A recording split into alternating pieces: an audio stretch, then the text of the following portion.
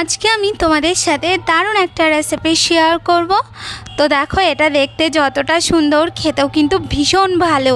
তো আজকে আমার রেসিপি হলো চিকেন পটলি সমোসা। তো চলো দেখে নিই এই চিকেন পটলি সমোসা বানানোর জন্য কি লাগছে। তো দেখো, প্রথমে আমি এখানে নিয়ে নিয়েছি ময়দা। এরপর ওর মধ্যে আমি দিয়ে দিয়েছি পরিমাণ মতো লবণ, দিয়ে দিয়েছি আমি হাফ চামচের মতন চিনি, আর এখানে আমি দিয়ে দিচ্ছি 3 চামচের মতন একটু রিফাইন তেল। এরপর আমি ভালো করে ময়দাটাকে একটু মিশিয়ে নেব। আর যখন ময়দাটা দেখবে এরকম হাতের মুঠোর মধ্যে চলে আসছে, তখন ভাববে যে ময়ামটা ঠিক মতন হয়ে গেছে। এরপর আমি ওর মধ্যে অল্প অল্প জল দিয়ে ময়দাটাকে আমি ভালো করে একটু মেখে এরপর আমি ময়দাটাকে রেস্টে রাখবো।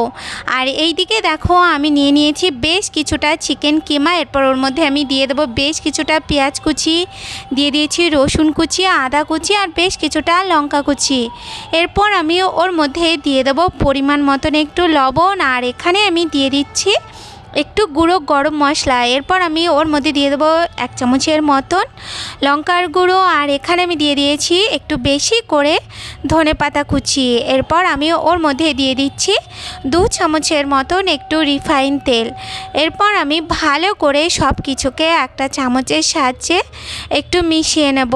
চিকেন কিমাটা মেশানো হয়ে গেলে এরপর আমি যেই ময়দাটাকে রেস্টে রেখেছিলাম সেই ময়দাটার থেকে আমি একদম ছোট ছোট লেচি বার করে নেব। আমরা যেমন লুচির লেচি বেলি, তার থেকে একটু ছোট করে লেচি বার করে নিতে হবে। এরপর আমি কিচেন কাউন্টারটা সাফ করে নিয়ে তারপর আমি লেচিগুলোকে নিয়ে ছোট ছোট লুচির আকারে একটু বেলে নিতে হবে। এখানে কিন্তু এইগুলোকে একটু মোটা করে বেলবে না, সামান্য একটু পাতলা করে বেলে নেব।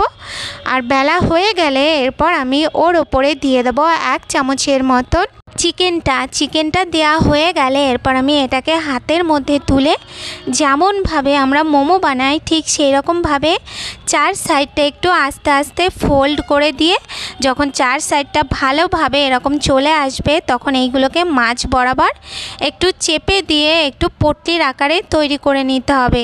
তারপর এইভাবে আস্তে করে একটু ঘুরিয়ে নেব। তো এই যে দেখো, আমি সবগুলোকে বানিয়ে নিয়েছি, আর এগুলো দেখো দেখতে কতটা সুন্দর হয়েছে। এরপর আমি মিডিয়াম গরম তেলের মধ্যে এইগুলোকে দিয়ে দেব। এইগুলোকে দিয়ে 2 থেকে 3 মিনিটের মতন একটু ওয়েট করতে হবে। 2-3 মিনিট ওয়েট করার পর যখন এগুলো হালকা হালকা সাদা হয়ে আসবে, তখন আমি এইগুলোকে নাড়িয়ে নিয়ে ভালো করে উল্টে পাল্টে গোল্ডেন কালার যতক্ষণ না আসবে ততক্ষণ একটু ভেজে নিতে হবে।